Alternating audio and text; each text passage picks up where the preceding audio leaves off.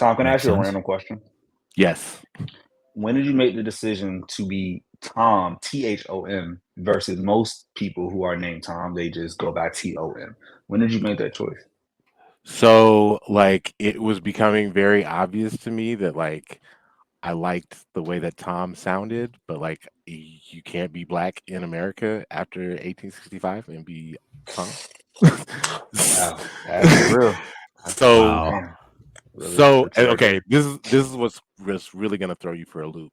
So my grandpa, he like was one of those like I'll get up at 3:30 in the morning, but I also like go to bed at like 7:30. So like if he wanted to watch baseball, like for the majority of his life, like he would have to watch the Cubs. So like he would watch a lot of WGN. So like Day games, yeah.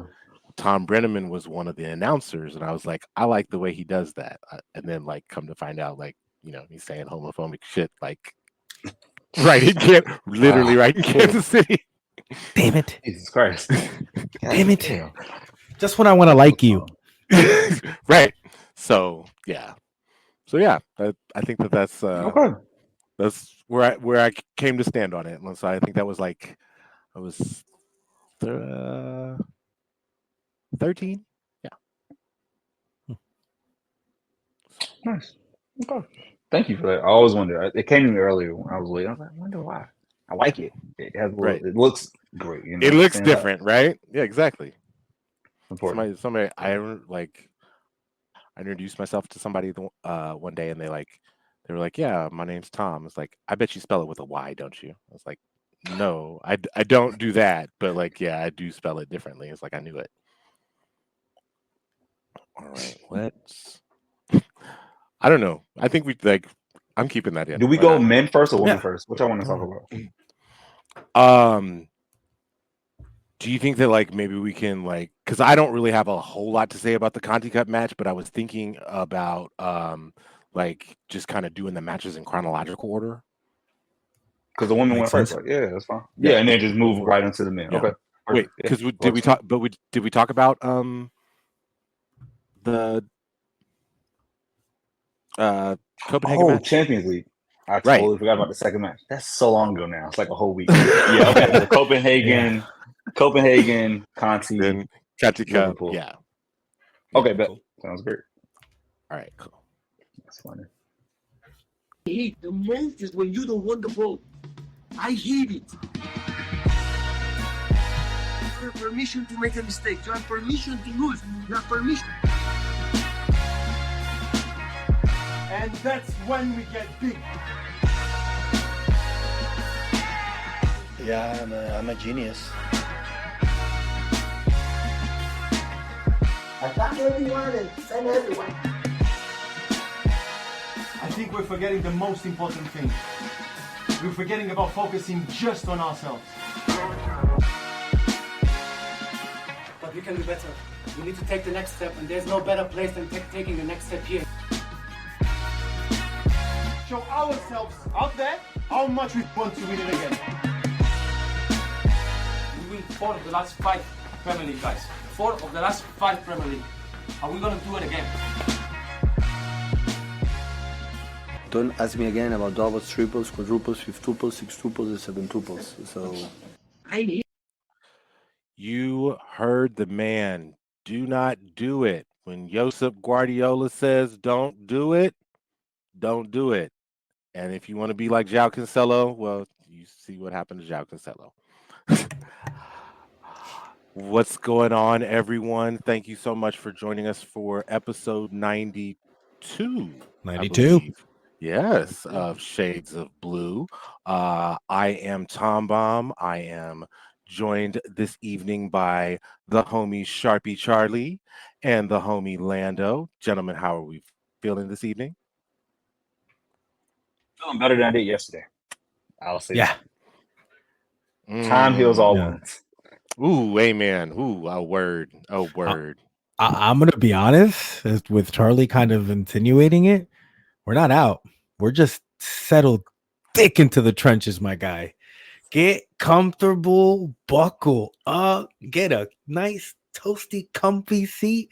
Because for the next month and a half, we're about to be butt cheeks tight pressure. We're in the trenches, boys. That's how I Yep. feel. I believe the Marines have a saying where it's like, embrace the shit. We're in the shit. We I are in really it. like that. Yep. Embrace it. Yeah. And let's get to it. We've been here before. It's not our first rodeo. Nope. Facts. Yeah. So,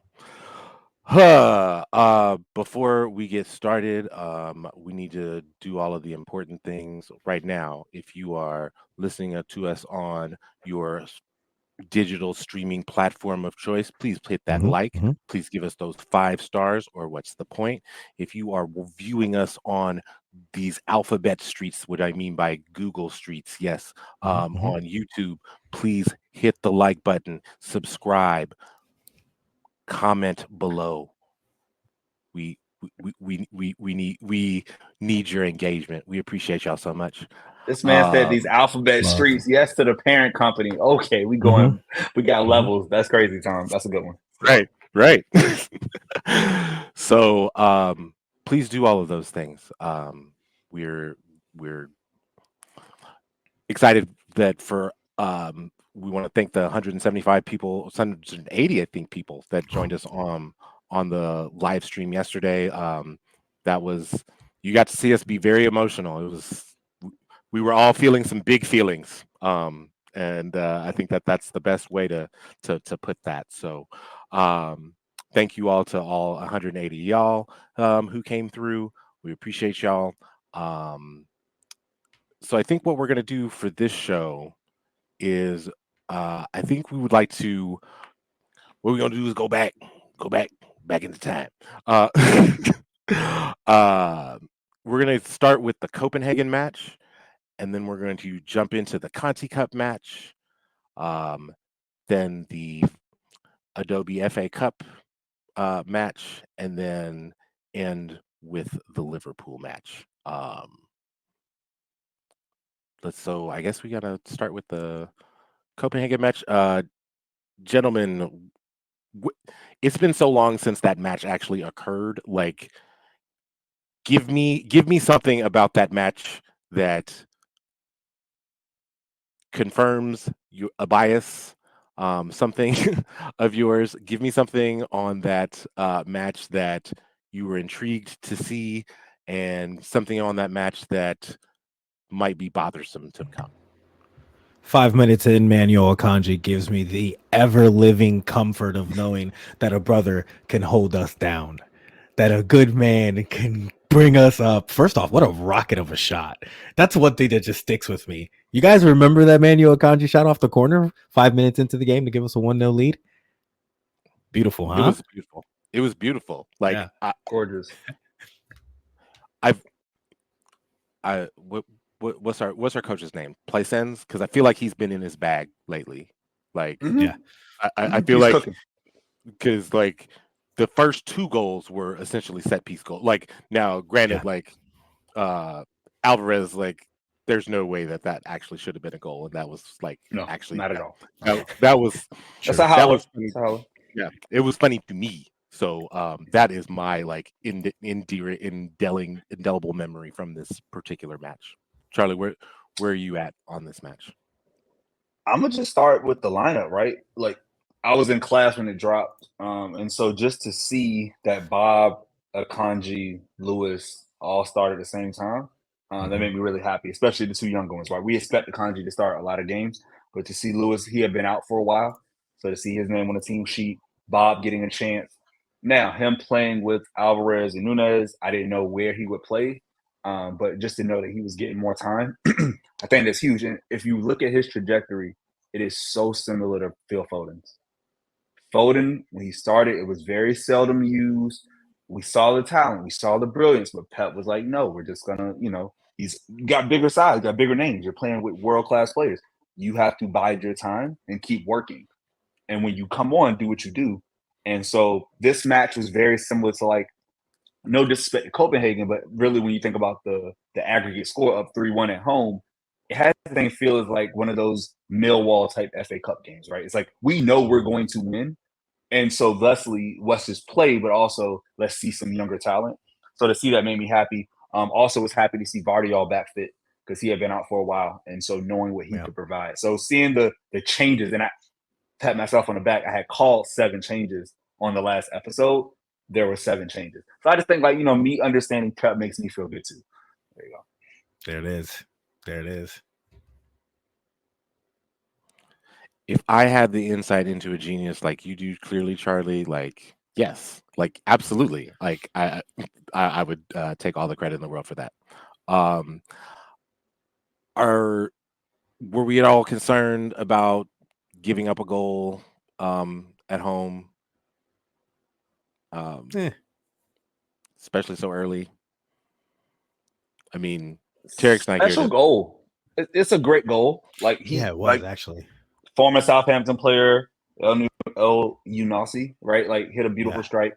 I can't get mad at beautiful goals. I get mad at ones that we give up. But if you hit that Rashford strike, you hit that type of strike, I tip my cap to you and I say, hey, we're still up 2-1, right? Like that's how I see. How did you feel, Lando?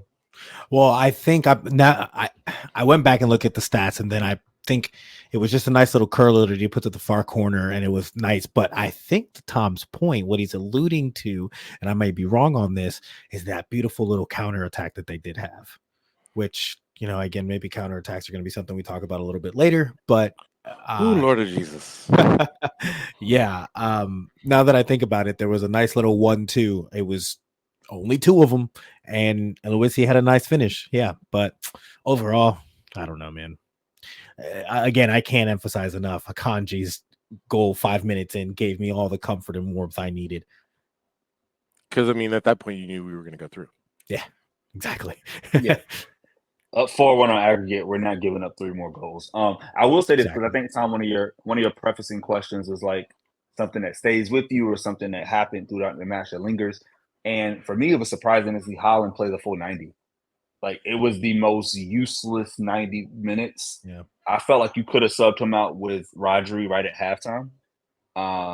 But Pep saw it differently, and maybe it's a thing to get his numbers up because he did miss so much time. And we know goal scorers like to score goals. And maybe that Champions League top scoring record matters. You know what I'm saying? I don't know the reasons, but you can't tell me like, hey, you're up 5. At halftime, you're up 6-2 on aggregate. Let's keep Haaland out there. If something bad happens, it is a terrible decision, right? Thankfully, nothing did, but I think that's what Tarek would talk about, like process versus results. The process definitely made me question a little bit. I'm just happy he didn't bite us in the ass. I want to put a pin in that. Because I do want to come back to that when we talk about the Liverpool match. But I think I do want to. Before I don't want to move on before we get to into this. But is there anything that anybody else wanted to add? Leonard, do you want to add something on this particular match? Nope. I'm just making sure that this pen is getting made and I'm typing it into the chat because I think this is going to be an absolute excellent example of something we'll need later. I'm happy you brought it up. All right. Exciting stuff. All right. So we're going to move on to the Conti Cup match. I would say, like, looking at the lineup, you knew what the lineup was going to be. Kiara Keating, Kirsten Kasparai, Leigh Alexandri, Alex Greenwood, Layla Wahhabi, Yui Hasegawa, Jess Park, Laura Coombs, Chloe Kelly, Bunny Shaw, Lauren Hemp. You knew what our lineup was going to be. I think the biggest question was, how was Chelsea going to set up?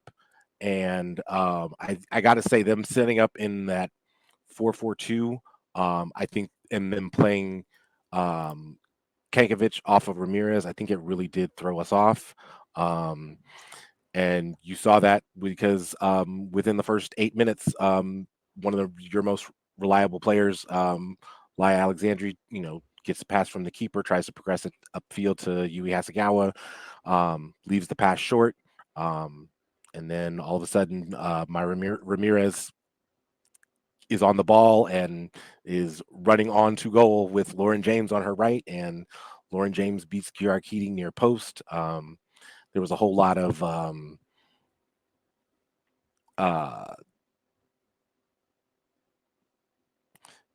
I don't know, like individual errors that led to that goal. You don't expect your keeper to get beaten near post. You definitely don't expect, and not to say that Yui Hasegawa was not in a good position to receive the ball. Like the pass was just short, and like when she noticed that, she like did try and get in the way, but like Byron Ramirez like is not. She is not a physical matchup for Byron Ramirez in the midfield like that. So it it's just real easy 1-2. They're up 1-0 in a match that you would think that we would want to start better. And I think what makes it even harder to take is that Bunny, who as will be a theme over these two cup matches, has not been meeting headers the best. And she had an opportunity in the 5th minute to put away a really nice cross, and she just mistimed the jump. So at that point, like Chelsea used the same game plan against us that we used against them at Kings Meadow. Like they just choked off the game. They sat back. They made us break them down and try and get good chances, and we didn't get many good chances. And the chances that we did get, we did not convert. We were very not clinical in this particular match, and it was very disappointing to see, especially since this, because it is a cup competition. Like you can get away with playing that way, but like even in the league, you're kind of like, I don't know if we can keep doing this. So it hurts. We've went out in the semifinals in the Conti Cup. That is one less competition that the women have to worry about for this particular season. It sucks. I know Crunk probably had some clips of Gareth, but I did not go through them, and I don't know where the team's focus necessarily is. Was it always on the league? And like it's just going to be interesting to see how the team combats from coming back from that, which sucks. So I had a quick thought while you were talking, and I try to find some solace in things. And I'm not gonna lie to you, this was a terrible result to see, only because we had just beaten them, right? And so we know we could beat them.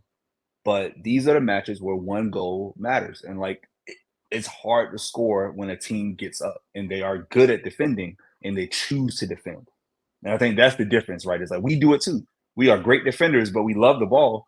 But if we need to defend, we lock in and we will protect that lead. With the old Under Armour ad, we must protect this house. Like that is what we do. That is what they do. And so I do want to say this: Emma Hayes making that tactical decision, because I know at the same time, right? We go back to last week. We also had Gold Cup going on, the first ever CONCACAF Women's Gold Cup. It gave me a lot of hope, because it let me know that, hey, we're about to get this manager who knows how to win. And I think once you get past what should happen, what you want aesthetically, all that bull, wins matter. Just get the 3 points. Move on in the cup of competition, in the knockout situation. And you need that back with. Are you talking about getting Emma as a USA manager? Yeah. Okay. I had to do this. Yes. And I had to do this only because we're looking for positivity out of it. I needed something. Okay. That does make me feel better. I do thank you for this. Yeah. If you're listening to this, you know that the U.S. women went on Sunday night to beat Brazil and claimed the first ever Women's Gold Cup, which was amazing. And you saw some of that old steeliness, right? It wasn't pretty, it wasn't gorgeous, but we won. And I like winning. And so with this match, when I left it, I said, okay, we had a tough L, but we're going to come back against Spurs. And we get a chance in another competition to see what we can do and to beat a team that, again, we had beaten before. So I was hopeful that, hey, we take 1 L, we won't take 2. So that's how I felt after the match. Yeah. Yeah, I think that, I mean, you see a team like Spurs and you expect to win. But, to Lando, to your point, like, you can only play a club so many times, and them Scary. not, them not just kind of know what's going on. So the FA Cup match versus Spurs. The lineup was basically the same. The only change that you really saw was Philippa Engeldahl came in for um, Laura Coombs, which was actually a really good change. Like she played a really, really good match. I was surprised with the amount of control that she had and like how forward she was getting, and like looked comfortable doing it. It's a contract year for her, right? Yes, it is a contract year. Yeah. And you haven't been playing consistently. Combs has taken over that role since Ward came out. Well, first Ward took over from who played most of last year, and then Combs was the choice to replace injured Ward. So now she's like, look, I got to go out here and prove my worth. And so to see her step up was definitely dope. And good move on gas to give Combs a rest. So Charlie, I can't help but take that. And again, I'm happy about the positivity here about talking about that, how a person or a player can take a pressure moment like a contract extension and contract talks and thrive in the moment. I'd like to take that to the negative and propose the concept that Gareth Taylor sitting on a contract extension maybe just had a lay of the egg and absolute shit himself few weeks. I mean, we just noted, and I could be wrong. I'm proposing it. I don't know enough to say this is how I feel. I'm saying a coach, a change in Emma Hayes. Now, again, Emma Hayes is great. What they saw with Chelsea, where's GT with the changes? We're saying the club, the squads, and Tom likes the squad and likes the 11. So if I'm okay with it too, if he likes it as well, because that's on me because he did have another change, and it's really important because he had two changes. He actually sat Chloe Kelly and started Mary Fowler, who goal scorer, important. She did. And the goal that she took was really pretty. It was a good team goal. Like, and you just like Bunny Shaw key pass or assist, right? Yes. Did it count as an assist for Bunny? Yeah. I know it was the flex. Did he give her the assist? It wasn't an own goal. They should. It was a key pass. They didn't. Okay. At least Google did. Yeah. Haters gonna hate. Yeah, they're not crediting her the assist. No, they did. Oh well, One Football did. They did. It says it up there. Yeah. So I'll take it. Whatever. But we know Bunny lets that go, right? She's creative. Right. Yeah. And then we just. It was almost like we were like, oh, we're going to do the same game plan that we did against Chelsea, which was weird because Spurs aren't as good as Chelsea. And so we're just like, we didn't have a whole lot of chances. Like let's see, our,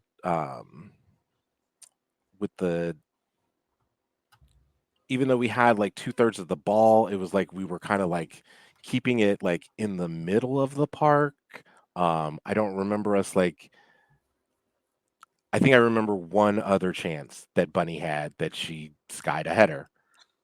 And this is what you said it in the first match, and I was putting a pin in my mental brain because when you're that much bigger than your opponents, and we see it with Holland too. Again, same club, same passion. You got to make these fucking headers, bro. Like you are just big. Like you got to be bigger than people. Like that's how Lindsey Horan won for the cup. You just get up and be big. And so for you to like miss these key chances doesn't take away from your greatness, doesn't take away from, the incredible work you put in and the love we have for you. But it's a true like area of weakness right now. Like that has to be a better skill that improves probably over the summer, right? It's going to be hard to improve in mid-season. I think also what we saw is, 3 matches in a week? Or at least these were close, right? That was Thursday to Sunday. Like 10 days. Yeah. 3 in like 10 days. 3 matches in 10 days. It's just a lot. It's a lot. And I think we just ran out of gas. And coming off an international break where like at least one, like at least 2 of your starters from these 2 like competitions, like because yes, Yui, like that was a whole bunch of time zones. Mary Fowler and Alana Kennedy, that was a whole bunch of time zones as well. So like, yeah, there was quite a bit of like just travel associated with that. So like you're wondering if like you didn't get like that much rest. Like I know Crunk said in the last episode, like you just look jet lagged, like and that's like in the league match, and that's why you were just like, okay, you get a 2-1 result at home over Everton in the league, perfect. Move on, fight another day. And so I know we don't have. Oh, I'm sorry. We're middle through the match. So yeah. Missed header. It sucked. Tom, what happens next? So then I'm pretty sure that Bunny Shaw like dislocated her shoulder. At least that's I have not heard or seen any injury reports. I don't want to like, but to me, like she was holding her shoulder. Was like that's not like how it's supposed to lay, right? So she comes off the field. We bring on Laura Coombs for her, which I didn't really understand. And then we also bring on Esme Morgan for Layla Wahhabi, which I also didn't understand. So then you have your front three of Lauren Hemp, Jess Park moved up onto the wing on the right, and then Mary Fowler on the left. And Lauren Hemp's going to do good work, but like she's not going to give you the hold up play that Bunny Shaw is clearly going to like. I think Charlie, you said it like one of the biggest things that they like the strikers for both the men and the women like have in common is like you got to like being so much bigger than your competition, you have to put these aerial chances away. One of the things that I do feel truly that Bunny excels at, that Holland is still getting better at, but is not as good. Like Bunny's hold up play is impeccable. Like if you get it up to her, she is going to hold on to the ball at least long enough to like get it to one of the somebody coming into the midfield or from the midfield to just connect with her. So Holland is getting better. And we've seen that over the last couple of matches, actually. But he's still not to Bunny's level, and I think that was one of the cool things about yesterday. Is like watching them both kind of operate at the same time. So at that point, we're cruising. They bring on Beth England. They had started Martha Thomas. I think they're working Beth England back from an injury. Beth England comes on and she like provides a really big spark, but like I'm not sure if the spark was just like shorting out Kiara Keating's brain at like the end of stoppage time, when she decides to come for a ball that she doesn't have to come for, that Laya Alexandri like promptly misplays into Beth England's path and into the back of the net, and all of a sudden it's 1-1 and we're going to extra time. Let's stop. If this was any other team's goalkeeper making the same play, the jokes we would let off. Because I was just like, and now this is where you need calm, you need peace. Because I was in a different place Sunday. Because both matches are going on, my emotions are heightened. I didn't say anything, I think, totally disrespectful, but it's like you can't do that. Like there is no reason to be that aggressive in the 90 whatever minute. Like you don't have to do it. You let your defenders figure it out, and you are the last line of defense. You make a save, and we know you're a great shot stopper. But to be that aggressive and almost like lose yourself on the pitch because your hands are not an option at that point, and all you're relying on is your head, and you're already a shorter keeper. It's just, man, that hurt to see, because it was like so deflating. You felt like we were going to still win. The injuries, coming back off the Chelsea loss, to go, travel again and go at it again to London and really come away moving on. It hurt, man. It hurt so much. And I felt bad for Kiara. Like you see your players make mistakes, but that's not the first time this happened. And I think it was just compounded while watching the men also suffer. Yes. So seeing both of your teams suffer at the same time, almost like, because I think the men had gave up the goal like right before. They gave up the penalty, like as we were watching. They gave up the penalty, and Kiara Keating made the gap at the same time. It was like, too much. It was too much at the same damn time. That should be the name of this episode. At the same damn time. Like just all of that within like 90 seconds. That was rough. Like I can't even convey to you like how rough that was. We go to extra time. I don't think anybody really cared about extra time. Like I think everybody was so tired and it was like, okay, we're just gonna kick these penalties. And this is when you knew that we were probably gonna lose, when both Chloe Kelly and Alex Greenwood missed their penalties. Like and they were poor penalties. Like Rebecca Spencer did not really have to move to make a save on those penalties. So it was like she did guess right. Give her credit. She guessed right. She guessed right. She didn't have to do much once she did. Yeah. Yes. Yeah. It was like they were not well taken penalties. Which is like, especially like for that, what those players have accomplished, like especially taking penalties, like that's not what you expect to see. It's just really, really heartbreaking. Yeah. And Lando, you remember the point you made earlier about like contracts and gas and all this stuff. I want to say this, right? Gareth Taylor couldn't have done, I don't think he did anything wrong in this match. I think sadly players did not perform to their best. Yeah. Because if Bunny gets the aerial chance, if Kiara stays on her line and just lets it play out, if Alex Greenwood and Chloe Kelly do what they're supposed to do, what they train to do, what you have faith in them to do, you bring on Chloe Kelly. Clearly something was off of Kelly to where like she could only go a certain amount of time, right? Because like she comes on early in that match if she can play more. So he's like, okay, we made it extra time. I got Chloe in my bag. She's going to get a run in. So it's not like you bring her on just for penalties. You say, hey, let's play, maybe help us score. By the time you get the pins, it's like, okay, we got this. Kiara Keating's going to stop 1. We're going to score 5. That's your mindset. And for, like you said, Tom, it's just deflating. And I hate, like, this is where I always push back on, like, manager talk sometimes, because at the end of the day, it's like watching basketball. Players play. The coach can't make a shot, bro. If you open it, you got to shoot the shot. And these are wide open corner threes if you want to make a basketball comparison. Yeah. Once you get it wide open in the corner, you got to hit it. And it sucked we didn't. It's a terrible way to go out. And yeah, we got one competition left. Just one. I think that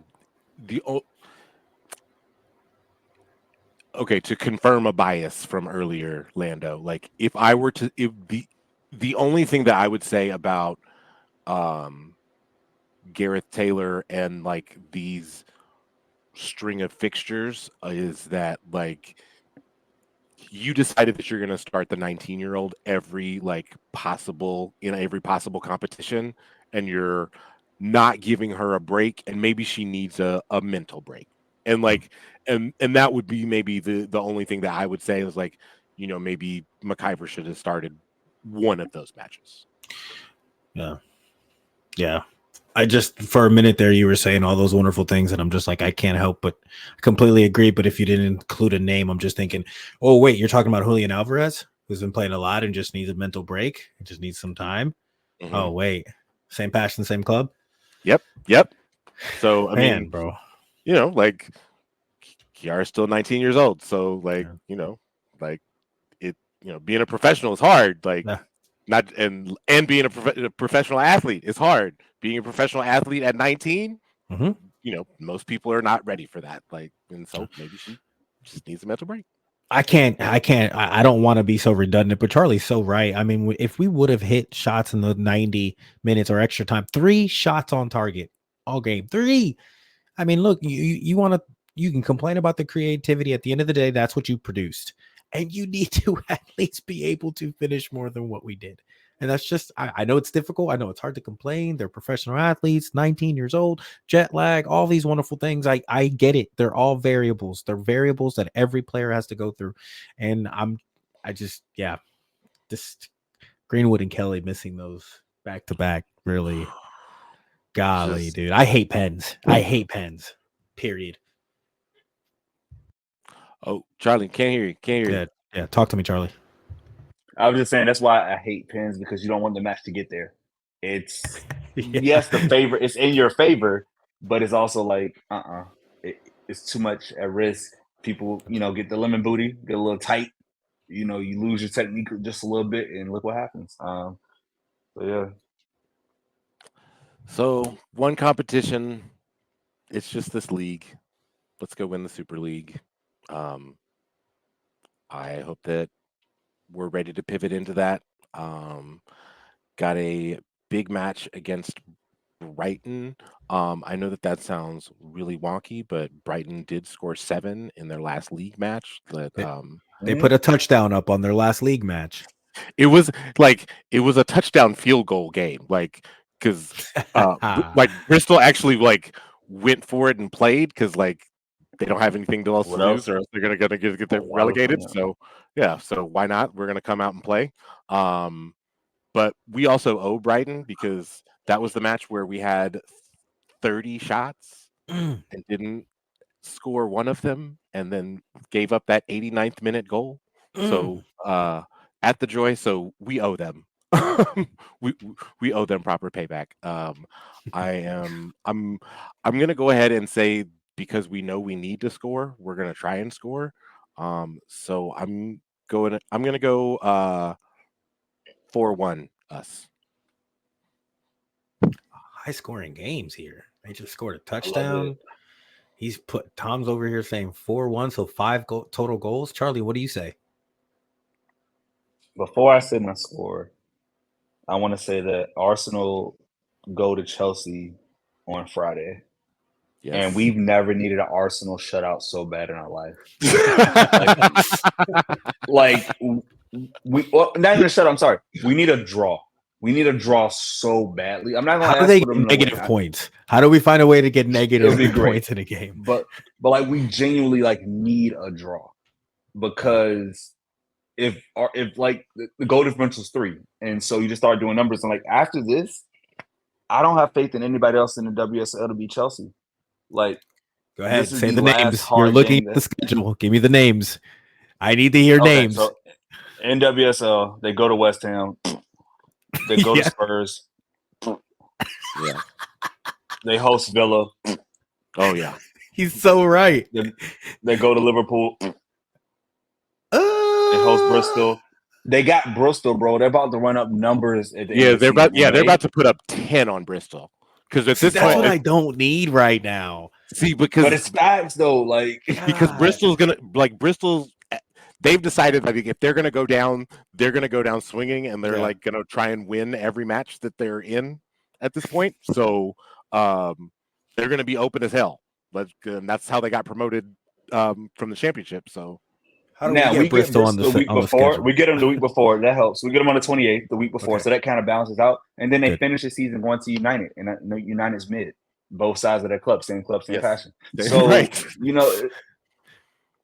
they are who they are. So I just don't we need Arsenal to do us a favor. If they can upset Chelsea at home, we have hope for this title.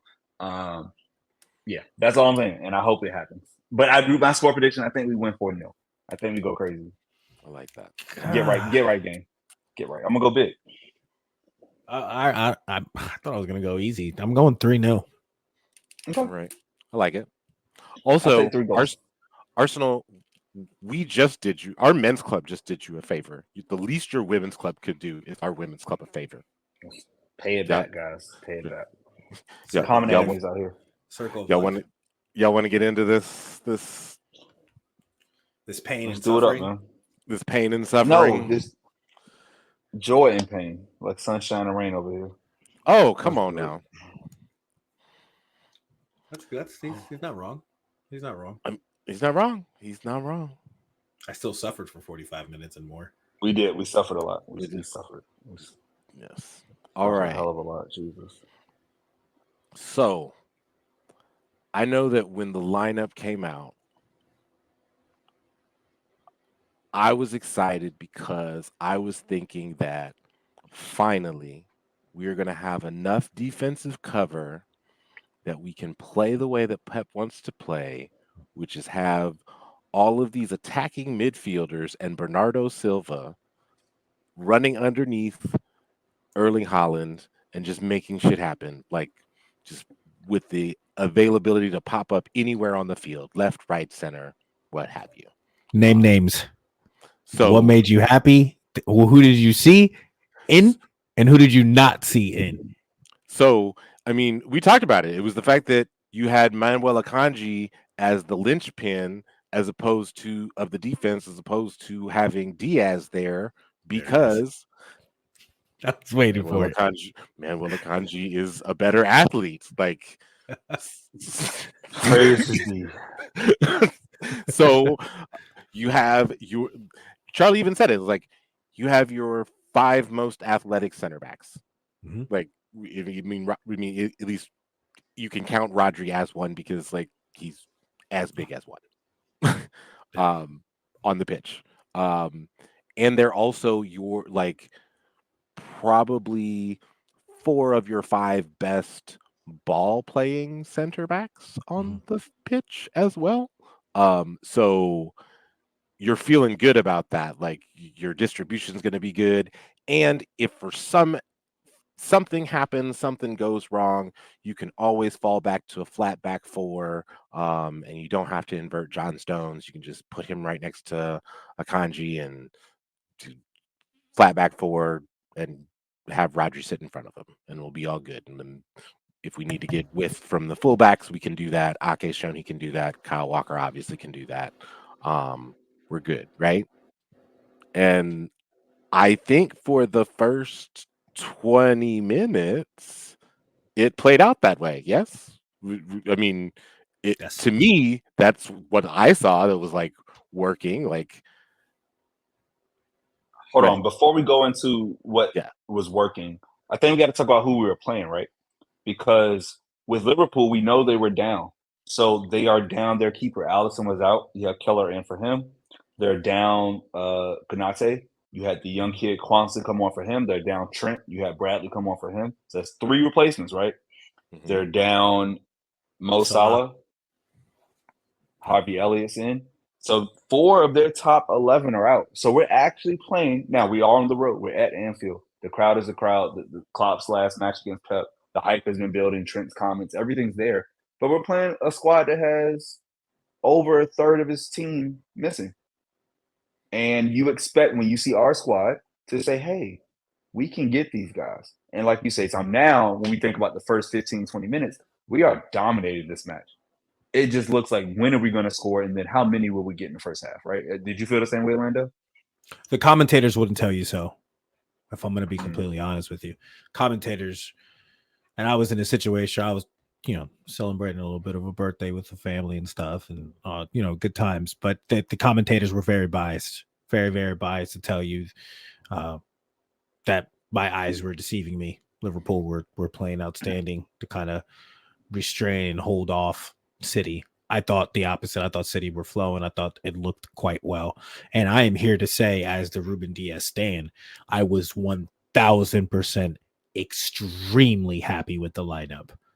Extremely happy with the lineup. Manuel Akanji 100% earned that starting spot the way he's been playing.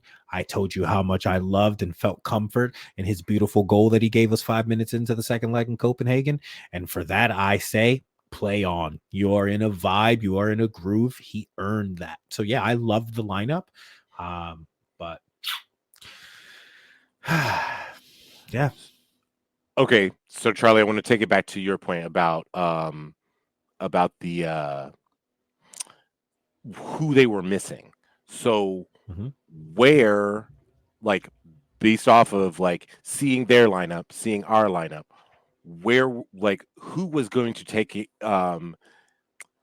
control of those individual matchups to exploit those players, and like were you it like and did you at what points in the match did you see that, and when did you not? I would have liked to see. Well, I think in the beginning, right? Like you want to put the pressure on the young fullback. You want to overload. You want to make him make decisions. You want to see, will he make a too aggressive of a tackle? Will he get out of place? Will he go too far up the pitch and get caught out, right? And honestly, everything we were doing was great. It was both sides of the pitch. Kevin's coming in. He's getting off shots. Foden's doing a little bit. Bernardo's doing a little bit. Rodri's doing a little bit. I think the young back line, the young defenders did well. I got to give them credit. Like, there was nothing out there. If you would have told me Kwanzaa had been playing for 3 years and was a senior player, I would have been like, oh, I see it. If you would have told me Bradley was a 22-year-old, 23-year-old, I was like, oh, great. Like, I see it. Like, they were really good. after the first 15. The onslaught happened, and then after that, I mean, one football set it off for me, bro. Like I've never seen our thing look so red and orange. There's one green player on one football from Man City. His name is John Stones. He had an 8. There's nobody else above a 6.7. That's crazy. 4 players in the red. So like just to see how we were fighting for our life. Like it was bad. But it was bad, but it was like beautiful. Like this is what you do. You go on the road, you don't drop 2 points. You hold serve because that's what you have to do. I put it in the chat 8:59 Eastern. I said a draw wouldn't be the worst thing today. But when you go up 1-0 and you're up at half, you're like, oh, we can win this, right? Like, who doesn't? You're up 1-0. And so, I don't know. Once we got to halftime, how did you feel, Lando? Fucking ecstatic that we escaped going up 1-0. There towards the end, I thought they were trying to go ahead and push on us. I got a humbling, guys. I had to look myself in the mirror and understand that I was humbled a bit. Going into the second half, reflecting on this game, I think Anfield finally got me. I have talked a lot of shit about how that place is just regular. I've talked a lot of shit about how that place is just, yeah, they sing and they fill it up. But if you get yourself a goal, they'll shut the fuck up. And for the most part, they started to do that. But then they started to come back and start getting them amped up, little things, recovering the ball, playing well against us. And Charlie's right. You have to give a lot of credit to the defensive line for being able to sustain the way that they did. You know, if I can sit here and give credit to our baby boo baddies to be able to hold down the fort, you know, during 1-0s, you can have the same type of look onto what they've did and be able to say they held down the fort and were able to kind of, you know, battle. A lot of fortitude shown by them young boys. But I was happy, Charlie. I was happy that we had a 1-0 lead. Kind of wanted a little bit more. Kevin's brilliance on that corner. The ball didn't go out. The ball was, I mean, I know a long thing of Kevin De Bruyne, beautiful moments that we have, but I don't know if the John Stones finish was as good as the ball being able to come in the way that it did. Inside, it was beautiful. I loved it. What'd you think, Tom? And the set piece coach is in his fucking bag. Like we called, like Charlie was the one that called it on the live stream. Was like Ake sets a little pick for Stones to get free. And you just see the little like just faint movement and like I think Nunez was actually the one that was supposed to be marking Stones, and like he just completely lost him. Like, and it wasn't like and it just like the way that we've drawn up, like that used to be like the bane of our existence. We would just like see, Lando, to your point, we would see all of these beautiful crosses in from Kevin and just like no execution on the exactly Every time. It was like time. And then hell, you were just so like, oh shit, they're gonna get caught out on the break. We're gonna get caught out on the break, and then like they're gonna score on us. Like how many times like in the 19 season did like we let up like have a corner and then like immediately let in a goal off of a corner that we just had? Just mind-blowing shit. So I think to make corners a true strength, like that's been really refreshing to see. I was concerned going into half. I was like, Liverpool has really grown into this match, and like they have made it the match that they want to play. Like it reminded me in a way of like, even though like the footy was beautiful as a whole, like I said this on the live stream, and I will say it again, like I will give Klopp and Liverpool this, like all of the matches that that Pep versus Klopp, all of those matches head to head have always been interesting because Klopp is still going to play. Like other managers might decide like, no, we're not going to play today. Like we're just going to park the bus. Like, but Klopp has always been willing to play. I will say like, and I see the same thing with Ange, right? Ange isn't scared to play Pep. And those are the matches that make things happen, right? Poch was the same way. Poch would play at Pep. He wouldn't concede possession. Like Ange is a you might get a madman, 50. though. Ange is a true And I love it. madman. That man He's a goes FIFA down player. 2 players, 2 red cards, and still plays a high line. That's a madman. That's a man. Legend. That's a He's an terror. icon. That's a terrorist. That's terroristic as fuck. And I love it. You know what, Charlie? You're right. I agree with you. Yeah, but to Klopp's point, like to Tom's point about Klopp, like once they made that sub for Salah, I was like, oh, we're in for it. We just got to hold down. Like it didn't. There was nothing in my. I don't know. Go ahead. I'm not even sure it was that because like I remember thinking going into halftime is like, this is not good. Like, oh yeah, it turned. Yeah. Just like the pace of the match was like knowing that they were going to bring Salah on, like that was the problem. And I think that like coming back to, did Erling Haaland need to play those 45 minutes against Copenhagen? I am wondering if like a more refreshed version of Erling Haaland is a better option there, like to help play out like you counter their counter or like at least control it some. I think that Charlie, you made the point on the live stream about this is a match that we would really miss Jack. Like Jack would have been a key to this match, like just to keep everything tranquilo. But like what you had was like everybody who wanted to go, and not like somebody was like, okay, I'm gonna even control this. And like even when you bring Daku in, when we did, thinking he's gonna help be an outlet, like he that's just too much go. Like it's too much. Like you are literally playing into Klopp's hands and what he wants you to do. So at that point, like you're just screwed. I'll be remiss if we didn't talk about my boy Ake. I stand I was Nathan ready Ake to do it to the end. Lando, take it away, man. Talk about it. Well, Charlie, I'm afraid to say that I think it's bad news. I did a little bit of an in-depth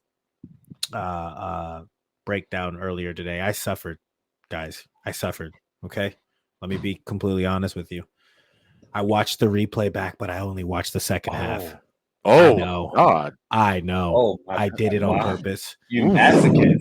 Yeah, right? Two indica joints, 2 indica joints, and a Prime Energy drink. The fruit punch flavor, the red can. Yeah, quality. I did it. And are you ready for the suffering? Let's do it. I got a feeling a lot of teams are about to be targeting that left back situation, and Nathan Ake is prime to be the guy trying to get balls behind him. They tucked in Joe Gomez in the second half and decided to play let one midfielder kind of play in the back a little bit more. Reason why Endo looked so good, and the reason why Bernardo looked like fucking trash. Bernardo losing his head was really, really suffering for me in that second half. Really, really suffering for me. I mean, Pepto-Bismol suffering. It was fucking bad, man. I was just so frustrated with him. But Charlie, I don't know how I can't give you good news watching that second half. Yes, we could talk about the pass backwards and the ball with Ederson and all that. I'm not even telling you. Yes, that's problematic. That's one mistake, though. What I am telling you is that tactically, Liverpool targeted Nathan Ake in that second half. And that is what I say is bigger problems moving forward. Now, again, a bad problem to try to solve, because I don't think it necessarily gets solved with Josko Gvardiol. I think it gets solved with a true left back, which I have been begging for fucking years. But are we still begging after winning a treble? Come on now. We're not doing this. We're not doing this. I just want a treble. I mean, I just want a treble. And I'm thankful for the treble. I love the treble. Hold on. Okay.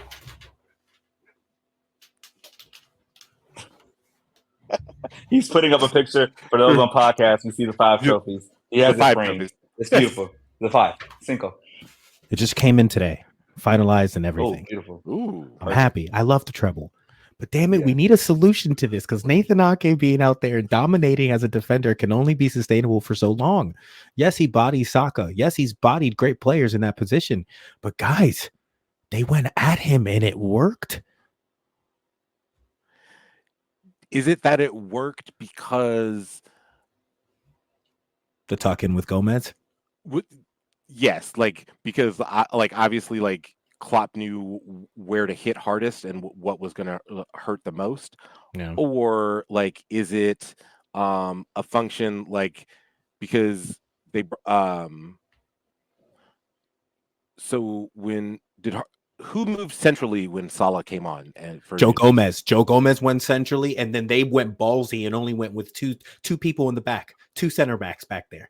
They literally said, we'll say fuck it, and they sent two up, and Gomez stayed lower. Endo pushed up a little bit more. Sobo, until he came off, pushed up a little bit more, and so on and so forth. Which is why we saw guys like Rodri, Bernardo, and Kevin be lost with the ball. The moment they broke the line past Bernardo, Rodri, and Kevin, we're fucked. We were fucked every time. I'm telling you, I can go back to the notes. I stopped tallying after 7. Pepto-Bismol kicked in. I had to go grab it real quick. I was in pain. So this is where Klopp's brilliance comes on, right? Because and he got Pep because once you bring on Robertson and you move Gomez to his natural right side, you open up the entire pitch. Yeah. And because before Gomez is playing on the left side, you know he's not going to be an attacking threat at all because he's on his weaker foot, and we know he can't do it, and that's okay. Yep. But once you bring on fresh Andy Robertson for the last 35 minutes, ready to go at you, and we know he can go.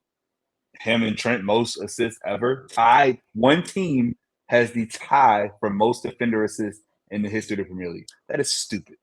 Yeah, like the same way Pep has done his stuff, Klopp has revolutionized fullbacks in the Premier League. So you just knew. I knew I was in for it, and the suffering happened, especially after the penalty goes in. Maka hits the penalty, but there's something to be said though for Pep coming back. He came back 8 minutes later. He made the big change. He made the change that pissed off 17, but I think it was the right change.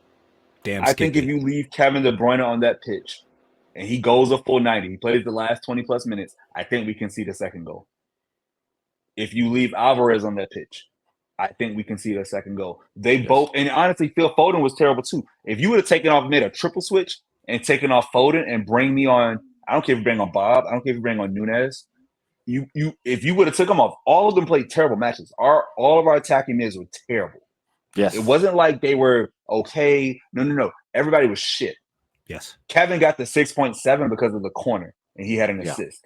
Yes. But the rest of his game was trash, and he looked old, and he was leggy, and I love him. But in this match, where it's a trap meet, you got to go. And you also have to defend. He can go forward. He doesn't go back.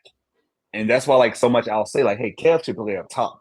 Well, I love what we did against Arsenal last year when he was that second striker role because you don't have defensive responsibilities. And that's the biggest thing we miss Jack on. It's not the offense with Jack. It's the fact that he basically becomes a wingback.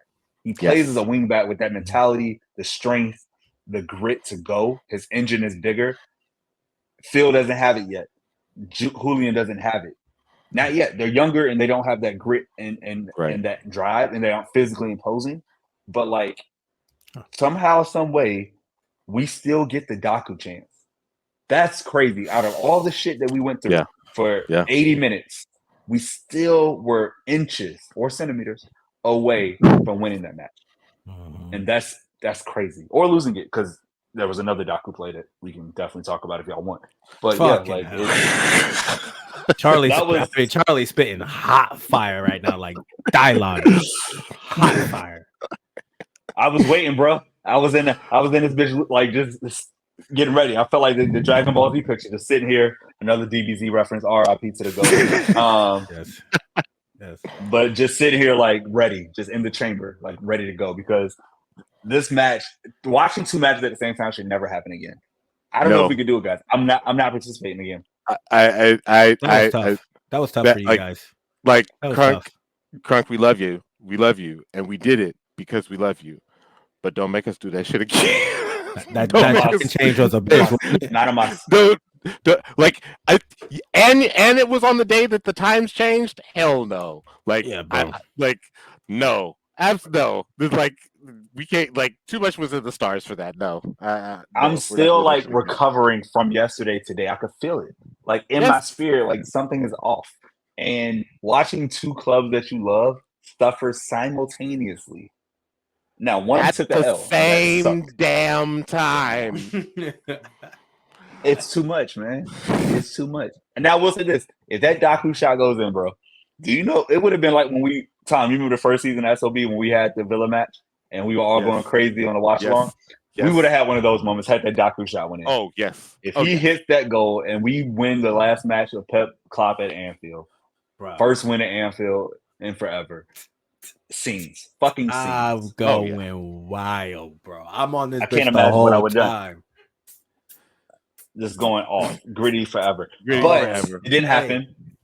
And I think we got to be a great show. We got to be fair and balanced as we are. Was it a penalty on Daku? Yes or no? What do y'all got? What you got, Tom? I'll let you go first. What you got, Tom? I mean, it's reverse the colors of the shirt. Is that a penalty? It sure as fuck was dangerous to me. Like that I don't know how you get more textbook dangerous play in the box than that. Peligroso. I'll take it. Mucho peligroso. I'll take it because it's my club, but like if that's the standard to which we are calling, like, and I think that what was such the kicker about it is like, yes, the ref saw it in real time, but then another ref and his assistant looked at the shit and said no. Like that's to me, that's the larger crime. Like it was two of y'all that looked at that shit and said no. And now there's so many eyes. And now Liverpool is like, they legitimately have like 2 points of contention this season with penalty calls that should have gone their way. Like I will not complain about PGMOL anymore because they gave us one. Because I literally thought, I don't care. I know he got some of the ball. We see it with yellow cards all the time in the middle of the pitch. Just because you get the ball, the follow through matters, and where you hit somebody matters. And if you go studs up, that's a yellow. Here in the box, you kick the man in the fucking chest, bro. Like it wasn't like you went 2-footed at him. You didn't do a drop kick. This isn't Mortal Kombat or Tekken, but you also hit him in the chest with your boots. Like we got lucky, y'all. We got so lucky. I'm grateful for the luck. It definitely sets in a crazy last 10 matches. Because if we go down 4 points, I think now everything is different, right? The whole scene looks different. Because there's only 1 point separating us with Arsenal, who has the crazy goal differential lead and is, flying. I'll say it. I know I'm gonna be the guy. We lose that game, I think the league's over for us winning it. I'm not trying to be crazy and say it's too I know far what you're away. saying. No, there's plenty of games left. I get it. Let's be completely honest. And we push it, right? We could win out, but you go down 4 points with that schedule they have left. Thank you, I don't know who's beating them twice. That's exactly right. So that's exactly we're living. Like that's why I said joy and pain, right? Like we had the joy of scoring first. We had the pain of conceding a penalty and one of my favorite players making a terrible back pass and seeing our keeper who's out for 4 weeks. Now, I trust Ortega with my life. He was huge. We didn't even talk about him. Ortega was massive. Like he is a starting keeper the same way Keller was massive. Like the keepers are a net negative. But to know that like we still could have won it, and it was almost in. It was almost the perfect super sub situation, which I think is Daku's best trait right now. Running at tired defenses, running at people that are scrambling, and doing what he does. The first shot he took was a little off, and we were like, "Ooh, that's a little off." But then he said, "No, I'm still coming at you," and I love that in his game. He got that dog in him. He ain't scared. Charlie, are you justifying right now the positivity to take away a point from Anfield? Because personally, I love it. 100%. Because that we had two results we needed: either a win or a draw. You could not lose. But that's the beauty of football. The draw saves you. You get to live and see another day. And what are you saying Friday? Sometimes, son, but you live to see another day. And that's what we're doing. Yeah. Oh, that match was, it was a lot. It was just so fucking much. I again, like, maybe Erling Haaland needed to sit the second half of that Copenhagen match because It wouldn't have hurt. I don't know if the legs would have been fresher or something, like, just maybe. It's all coming back to me. Lando, did you think Haaland was going to take Van Dijk when he had that 1v1? Oh yeah, Did you see it? I did see it. Or Of course, were you I saw it. Yeah. I loved it. I'm happy that he went at him. In real time, my father-in-law afterwards said, "Weak shot. Wish he could have got more on the shot, but for a man that big to go at him and still keep the ball the way that he did was quite impressive." And I just thought to myself, I love that he has the energy and he sustains that, but we just got done talking about tactics. And I'm not going to let go of the fact that Tom just brought up the fact that if he didn't play 90 minutes in Copenhagen, maybe been a little bit more fresh. We needed more pressure on that back line for Liverpool. And Tom's not wrong.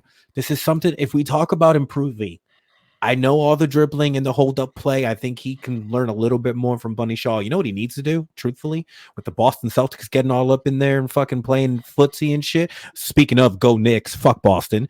Get in there and work on fucking boxing out. Get in there and work with the big men on some boxing out drills, because that's essentially what a hold-up play is when you get that ball brought to you. And I actually think Erling's not bad at that. But if I had to pick one thing... Yeah, we have. You're absolutely right. And Arsenal match. Yeah, exactly. The Arsenal match last year. Beautiful hold-up play, assisted on the great Kevin goal that still lives with us to this day. I hear you. I think he can improve. He's there. But this is my one bit. To Tom's point, the work rate defensively when we do not have the fucking ball. Be a big man and read the next pass and put fucking pressure on the back line. I would love to get ourselves an easy goal based on your fucking effort and hustle. I'd love to see that. Yeah, it would be nice. And to that point, I would say this. With all the negatives that happen, so many players, by whatever metric you're going to use, playing probably their worst game of the season. I don't think those players will have, like, you won't see that much red ever again on a Man City score sheet or player rating sheet. We still got a point. We still got 10 matches. We got Arsenal in 3 weeks. We can take over this whole thing. And everybody knows it. If you look at, I subscribe to a lot of football stuff on YouTube. People are still like, somebody's like, it's still cities to lose, because they know Liverpool's not going to win 10 straight. They know that if we beat Arsenal, we can win 10 straight. We've done it. Wild. Yeah. And when you look back at history, and when you've beaten Liverpool in 2 run-ins, not one, but twice, the first season of SLB in the 21-22 season, and then obviously that epic season that went all the way where Liverpool lost by 1 a few years before COVID. Like, it's real. Like, we do this. That's the built up winning that happens over time, and all we know is how to win. We don't know how to lose title races. We don't. It reminds, like, this week is like the perfect to me, like, Nick Saban game, in that, like, you know that you did not necessarily get the best result, and you know that the process was also not great. So now you have a full week of practice, because you don't have a midweek match. Praise God. And so you have a full week of training. So now you get to, like, actually, like, no, this is how we are going to play today. Like, so, like, who's next on the schedule, fellas? Newcastle FA Cup. Oh, Newcastle in the FA Cup. Oh God, like, oh, get ready, Eddie Howe, like, because it's on site, like, just because, like, this is like one of those classic, like, weeks that you know that because you have the whole week, and it is a cup, and because it's a cup competition too, like, so you have to advance. Yeah, this is going to be probably one of the worst weeks in Manchester City training history, as far as for, like, at least this season. Like, they're going to be like, oh man, y'all remember that week of Newcastle training? Like, I swear to God, I wanted to kill Pep. Like, but I'm glad he did. Like after the season, like, I'm glad he did it because we needed it. But, like, I wanted to kill Pep in that moment. So Are you predicting the if you're tired, fuck you practice incoming? You're tired, yes. fuck you practice is incoming? Yes. I think you're so right on this. Yes. You might be so right on this, truthfully. Yeah, this I mean, is perfect time. Because you can. Mhm. Like, because you don't have that midweek match, and so you're not like, and this is a cup competition too. Like, so like, I don't know. Like, so actually, let's jump into that match. Like, where are you guys coming down as far as like what type of lineup are you expecting to see? Are you expecting to see something more like we saw against Copenhagen, or are you expecting to see what we took to Anfield? Go ahead, Charlie. Well, I want to start off with this, right? I'm glad we're recording on Monday for this reason. I didn't watch it at all, but I know Newcastle gave up 3 goals to Chelsea. And I know in their lineup, Newcastle's just as healthy as they've been all season. They have their front three back of Gordon, Isak, and Almiron. They started midfield. They still don't have Joe Linton, but they started Longstaff, Willock, and Bruno. Yep. And then the white back 4, and then Liverpool on the right. No Trippier. Is he hurt? He wasn't on the bench, so that's interesting. So, like, going against that lineup, Newcastle plays. We know how Eddie Howe plays. Eddie Howe does not beat Pep. Other than he draws, we had to win crazy match to start off last season. So I see a very similar lineup to today, although I think Diaz gets back out there. I think you bring on Vardiol. And it's not so much of like mistakes by Ake and Akanji. I think you just say, hey, we need more attacking from Vardiol over Ake. We need a left-sided thing. And I think you say, hey, Diaz, you're fresh, you're rested, go lock Isak down. Now, the pace is there. I think Isak's probably one of the fastest strikers in the Premier League, but I also know he can't body Ruben. And so I think that happens. I think we see Kyle again. It gets interesting on if you play John Stones again. I mean, he gets a whole week of rest, and I think he should be fine. But I don't know how you change that front group unless you say, hey, start Doku over Alvarez. So that would be the only change I would make in the front 5. I think you let Foden come back and work his way up. Bernardo has a better match. Kevin, who has some shots. Kevin was shooting, and he wasn't shooting before, so that was good to see. So I would start Doku over Hooley and let Hooley now come on and put pressure if we need it, right?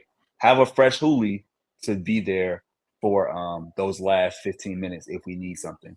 What do you think happens, Tom? See, I think that this is a match where I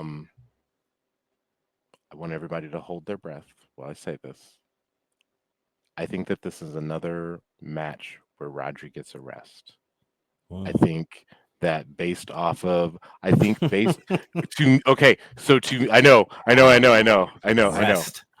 So you said hold my breath and I almost passed out. I know. I think to me, this is the match where you play a lineup similar to what you played at Luton. Okay. And give Mateus, Nunes maybe a start with alongside Kovacic. Go ahead and start Kevin, and then no, I would not necessarily start John Stones in this particular match. I agree. You could, but I would not. I would start Vardiol in this particular match because I do think that you do need to have that athleticism in your back line, because I think what we're seeing is that Nathan Ake is not an he's not an athlete enough to be the true lockdown left-sided left. He's lost half a step. Yeah. He's not the same as he was last year. You can see it. Something's off. I don't know if it's injury or whatever, but he looks No. I think we're being too cruel. And we're not being we're not giving enough credit to Jack Gucci Grealish, who gives you a level of comfort in knowing that the work rate comes down and helps on the left side. That's right. That does help. You're right. There is a peace of mind in knowing that when I'm about to fumble up a stat, I know that I have a great teammate in Charlie coming at me with the proper stat. I have that comfort of mind. It's a peace of mind knowing that if I have something prepared and I know where I'm going with it, I know coming into this fucking pod, Charlie came with the pre-work. Charlie ain't one to fuck around with. Sharpie Charlie stats are real. It's the same concept. Nathan Ake works well. There's a peace of mind in knowing I'm going to give everything right now to Bukayo Saka, and he's about to get this work because if something fucks up, Gucci's right there. That's true. What you pulling? Damn, Lando. Now clip that shit, Crunk. That's Right. that shit right there. Yes. Put that on the show immediately. But it doesn't Hour solve the 15 issue. in. I mean, it doesn't necessarily solve the issue because Gucci Jack is hurt. I deeply miss him. I guess what I'm basically saying is, please take me serious when I say we need a fucking left back. Please. I was gonna say now you know what you need to do, Daku and Hooli. Whoever's on the left, you have to match what Grealish does. Right. The same because Phil does run back. He will track back on the right. 100%. Right. 100%. And Bernardo obviously gets back too. So you got to get your engine up, get those lungs moving. But do we do score predictions now before we? Because this match happens first, and then the women play on. We already did women, yeah. So who we got for Newcastle? Who y'all got? I got us 3-0. I got us 3-0. Yeah. Okay.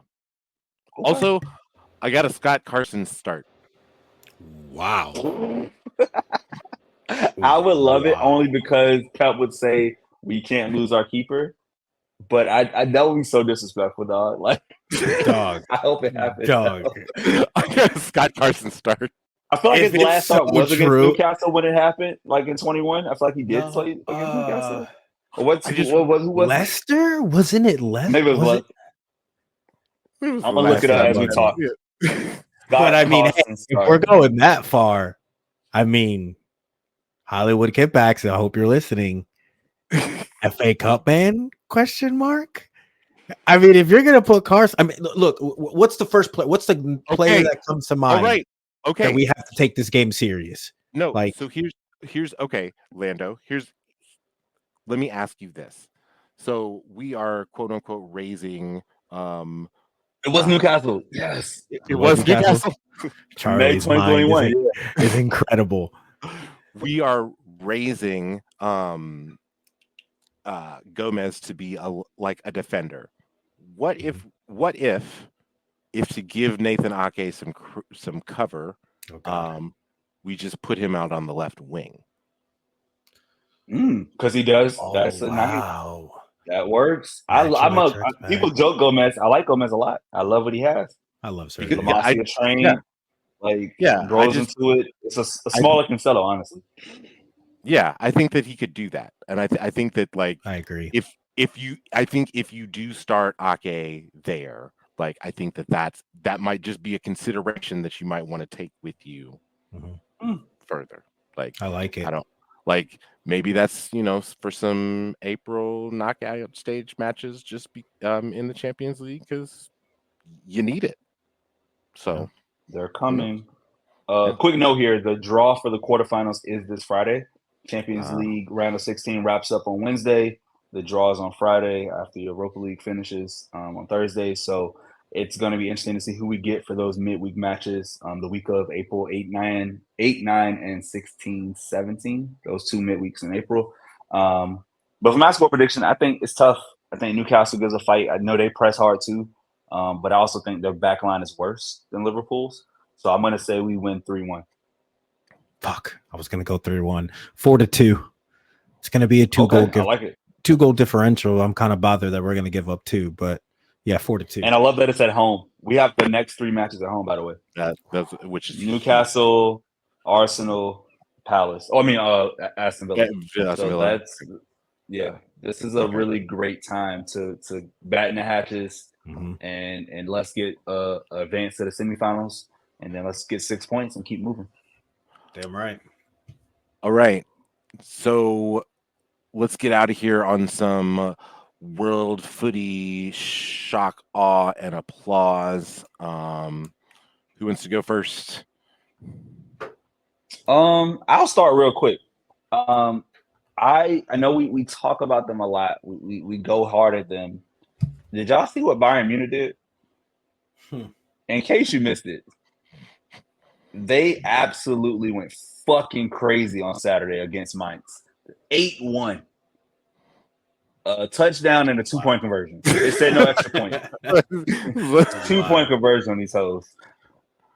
And so they're not gonna catch Leverkusen just off points. But when you think about Champions League and you got a club with those players who have most of them have won it, not Harry, but a lot of them have, they know what it's like. Like Thomas Mueller's not going down without a fight. Like if we get them in the quarterfinals or the semis again, it's gonna be a dogfight. It's gonna be a fight. And Harry Kane, the man scores goals. He's gonna break. He should break Lewandowski's record in his first season, which is equivalent to what Haaland did in Premier League, right? Like you come in, you just break the records. So credit to Bayern. Tuchel's not going down without a fight. They're gonna have a lot of changes this summer, but the players there are still world class. So I just want to have an eye on them. What you got, Lando? Fuck football for a minute. I've had a chance to see this woman's brilliance in person. Come on. Now I've had a chance to see this woman's brilliance in another level, in another way. Dawn Staley, I salute you. Dawn Staley, you are absolutely magnificent as a coach of people, as a leader of, I hope, men one day. Yeah, I said it. I think Dawn Staley can coach a men's team and be successful. She is an absolute pivotal cornerstone to the next generation of women's basketball. And I hope people get to see her brilliance. I just love what she's doing. Another second undefeated season, went all the way through the SEC. I love local ball, so I get a chance to see it. I love her. I love everything about South Carolina women's basketball right now. Back-to-back undefeated seasons before the tournament with a different starting five. And almost impossible to do. You usually have some carryover. She said, "Nah, y'all go, y'all old, bye. We good." Incredible. Taking some local talent too. 2 out of the 5 starters are local from Columbia. Oh, that's dope. Just like she got Asia. Yeah. Right. Hey, she's gonna recruit her state. She ain't losing. No. I mean, I had this conversation with my dad the other day. It was like, she is the most influential college basketball coach right now. And it's not even close. Oh yeah. Nope. Not even close.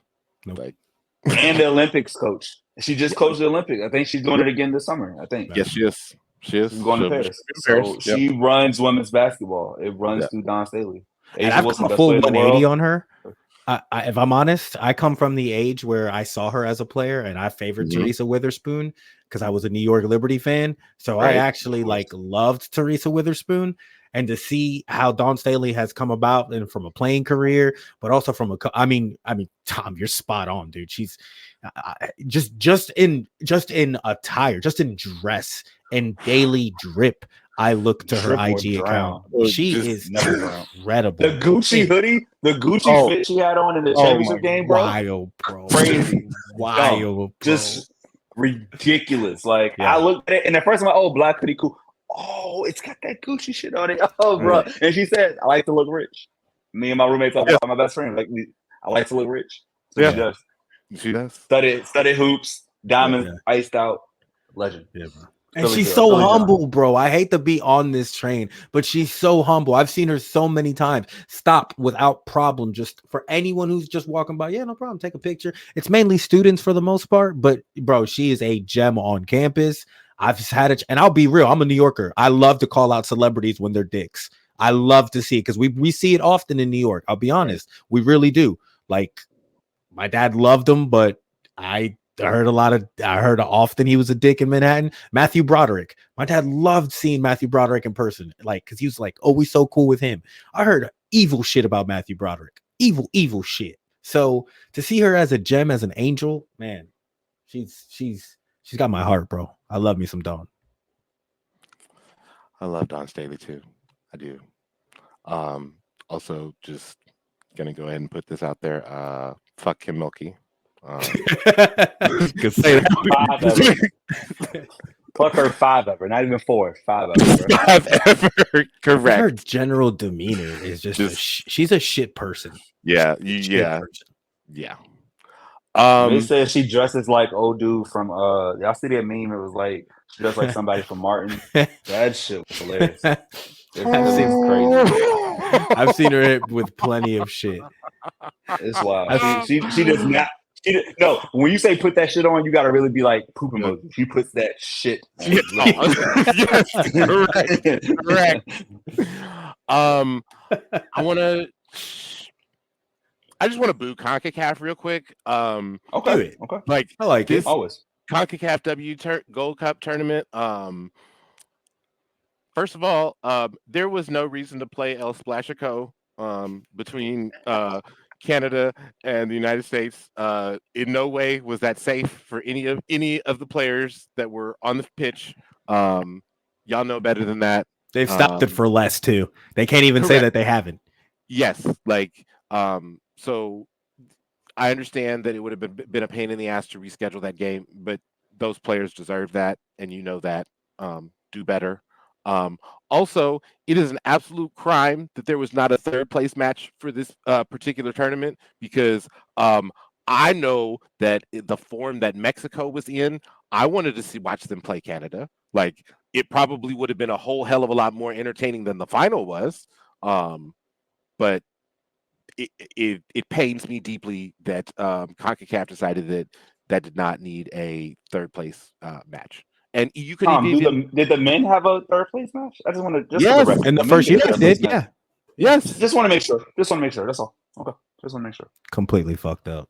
Yeah. So just like, and you can't, and knowing that you were having the tournament in Southern California, you can't tell me like that you didn't think that, oh well, we're gonna have the final at Snapdragon, maybe we in San Diego, maybe we can have the third place match at Dignity Health Sports Park, where they played some of the earlier matches.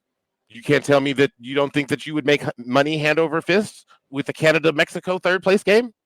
Mexico anywhere in the state of California. Sell out. Boom. Like men or women in that area. Yeah. Men or women. Like just boom. Like you were gonna make money. Like, and so I don't understand it. CONCACAF do better. I'm glad that you're finally having this tournament. And it was a very smart idea to invite some CONMEBOL teams. Maybe next time invite some other teams from some other federations. But and to kind of keep that tradition going. But yeah, CONCACAF raise the stakes on this tournament. Be serious and treat it as a serious tournament. Yeah. But then again, I know that I'm asking CONCACAF to be serious. So yeah, it's those expectations, right? Like clearly, I'm the one with the problem. How dare you? How dare you expect respect and decency and appropriate just functioning of tournament day in and day out operations? How dare you? Yeah, I know. Just day-to-day logistics. I don't even know. Yeah. All right. Ladies, gentlemen, boys, girls, non-binary children, and grown-ups, we are done with all the show y'all. today. Yeah, all y'all. We love you. We love you. We're done with the show today. Thank you so much for kicking it with us. Had a great time. Gentlemen, plug yourselves on these social media streets. Hit me up, Sharpie Charlie on Twitter. At Lando Martine, LandoMatrne, and of course, hit up the Shades of Blue podcast. Please hit up the Shades of Blue podcast, and you already know the vibes. Shady gang, shady gang, shady gang.